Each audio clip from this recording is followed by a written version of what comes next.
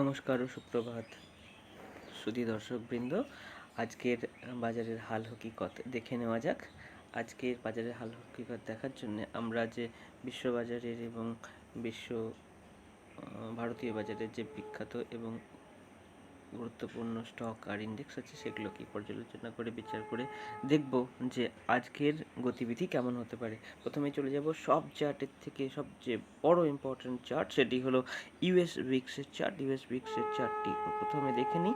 US ব্রিক্সের চার্টই বলে দেবে যে বাজারের আজকের বাজারের কেমন প্রবণতা রয়েছে। দেখুন, একদম যেখানে আমরা ট্রেন্ড লাইন এঁকে রেখেছি সেই ট্রেন্ড লাইনের একদম তলানিতে অর্থাৎ এসে সাপোর্ট নিচ্ছে। সাপোর্ট লাইনটা কিন্তু ক্রস করা এখনও ওর হয়ে ওঠেনি। ওখানে হয়তো সাপোর্ট নেবে, মনে হচ্ছে সাপোর্ট নেবে, এবং ইউএস ব্রিক্স একটু বাড়লে যদি এখানে সাপোর্ট নেয় হয়তো ইকুইটি মার্কেটে একটু সাময়িক ভাবে অস্থির হয়ে উঠতে পারে যদি এখানে সাপোর্ট নিয়ে উপর দিকে যায়। আর যদি এখানে ট্রেড করতে থাকে তাহলে মার্কেটে ভয়ের স্তরটা কমে যাবে এবং মার্কেট ক্রমশ উপরের দিকে যেতে থাকবে। এবার চলে আসি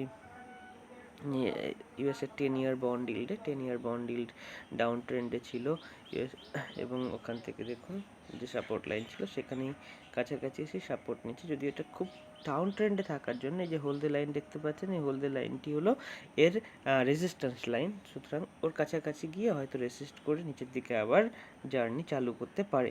এরপরে চলে যাব ডাউ জোন্সে। ডাউ জোন্স ইন্ডাস্ট্রিয়াল এই যে ফ্ল্যাগ প্যাটার্ন বানানো হয়েছিল, দেখুন এই flag pattern, flag and pole pattern, দেখুন এই ফ্ল্যাগ অ্যান্ড পোল প্যাটার্নকে ও ক্রস করে উপরের দিকে যাচ্ছে। সুতরাং আমাদের যে টার্গেট, এই যে টার্গেট হচ্ছে সবুজ লাইন, সবুজ লাইন আমাদের টার্গেট। এই সবুজ লাইনের টার্গেটের দিকে ও যাত্রা করবে বলে বিশ্বাস। আমরা এই যে নিচের দিকে যে লাইনটি আছে এইটি আমরা স্টপ লস মেনে চলতে পারি। সুতরাং আমাদের ট্রেড এখন নিষেধ করা যেতে পারে।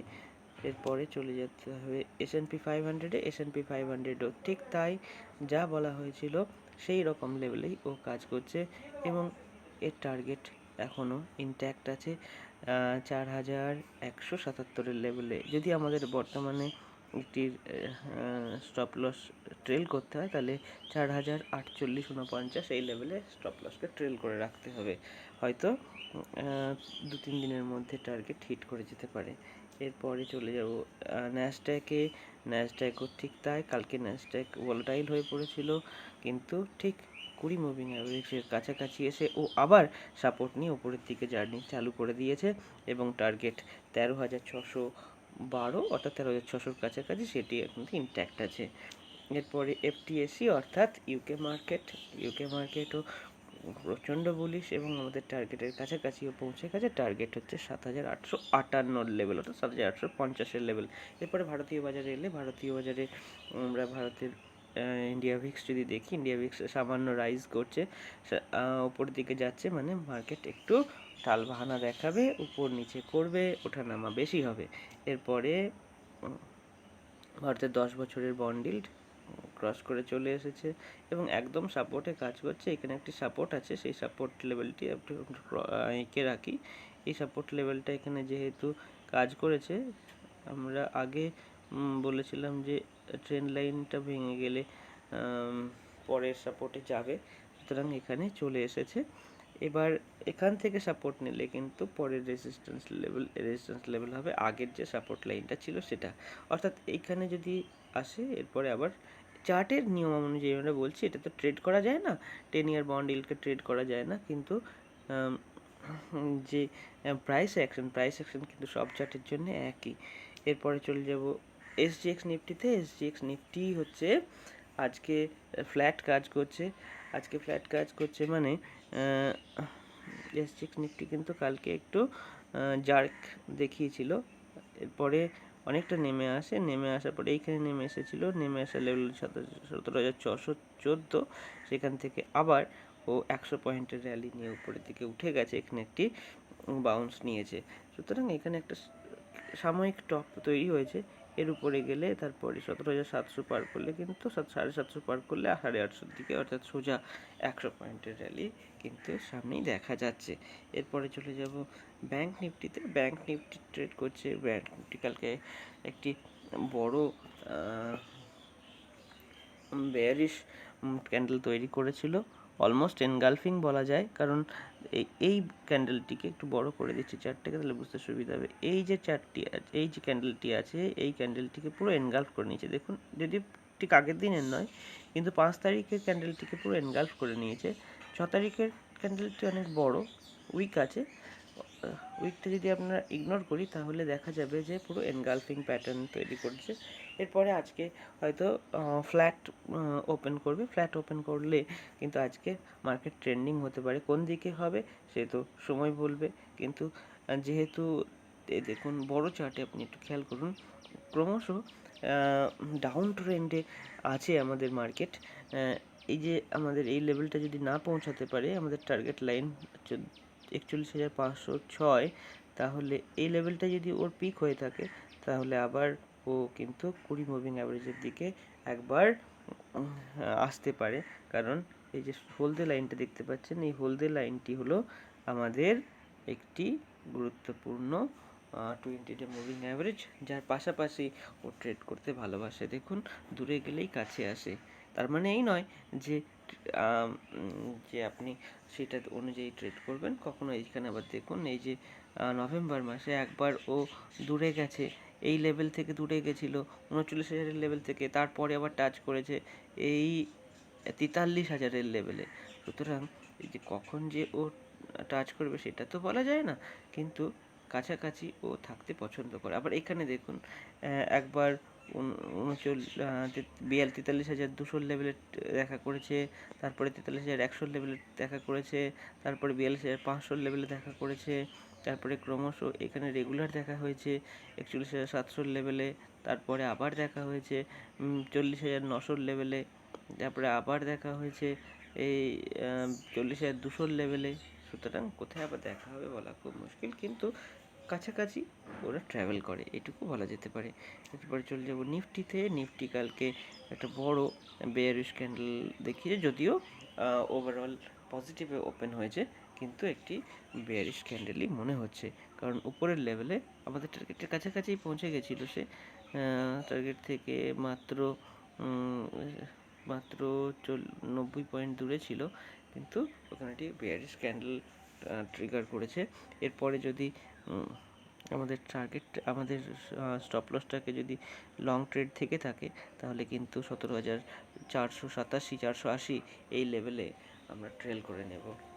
অন্যথায় আবার মার্কেট নিচে চলে এলে প্রফিটটা বুক করা হবে না।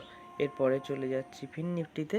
ফিন নিফটিও গতকাল একটি almost engulfing pattern, bearish engulfing pattern ও তৈরি করেছে, কিন্তু আমাদের স্টপ লস কেউ হিট করেনি।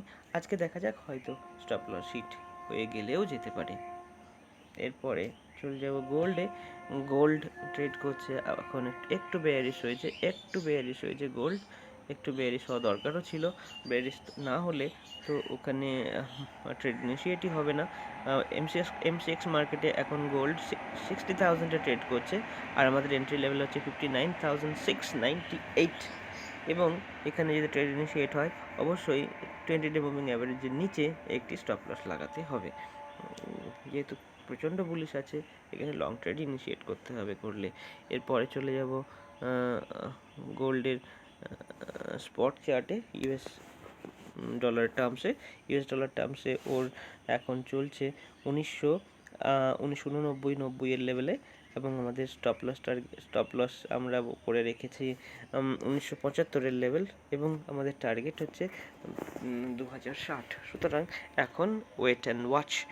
এই 20-ডে মুভিং অ্যাভারেজকে হয়তো ও রেসপেক্ট করতে পারে।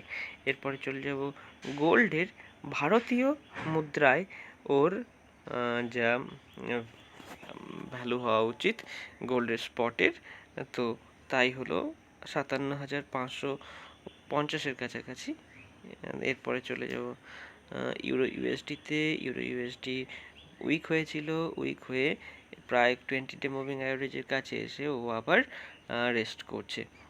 এখান থেকে হয়তো যদি একটি বাউন্স নেবে, বাউন্স নিলে হয়তো রেজিস্ট্যান্সকে এবার ব্রেক করে যেতে পারে ইউরো ইউএসডি। এরপরে যাবো ইউরো আইএনআর। ইউরো আইএনআরও ঠিক তাই। দেখুন ইউরো আইএনআরে ট্রেড ইনিশিয়েট হয়েছিল শর্ট ট্রেড, এবং শর্ট ট্রেডের স্টপ লস হচ্ছে 90.59 এবং টার্গেট হচ্ছে 87.35। সুতরাং অনেক বড় টার্গেট, হয়তো একটু দিতে সময় লাগবে, কিন্তু একটু বেয়ারিশ মনে হচ্ছে হয়ে পড়তে পারে, যেহেতু ডলার ইন্ডেক্স সাপোর্টে আছে। এবার যদি একটু বাউন্স নেয়, ডলার ইন্ডেক্স উপরের দিকে গেলেই ইউরো ইউরো উইক হয়ে যাবে একটু। সেক্ষেত্রে ইউরো আইএনআর 87 লেভেল বা অন্তত 88 লেভেলের দিকে অতি অবশ্যই ট্রাভেল করতে পারে। এইবার দেখুন, এবার হচ্ছে ইউএস ডলার ইন্ডেক্সের চার্ট। ডলার ইন্ডেক্সের চার্ট দেখুন। ডলার ইন্ডেক্সের চার্টে আমরা টার্গেট, স্টপ লস এগুলো এই জন্য লাগাই যে তার ট্রেনটাকে বোঝার জন্যে।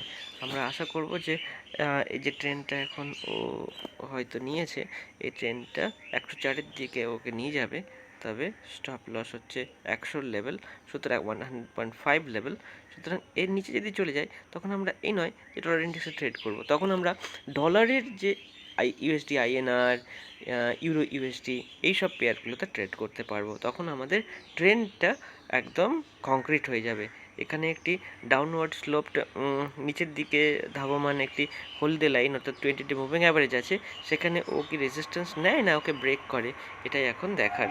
সুতরাং আমরা সবসময় ট্রেড করব না, আমরা আমাদের কাছে যদি ট্রেড আসে, এই যে আমরা প্রত্যেকটি চার্টে একটি করে মেক অর ব্রেক লেভেল, অর্থাৎ যেখানে এলে ওর অ্যাকশন হবে সেইখানে আসার জন্য অপেক্ষা করব।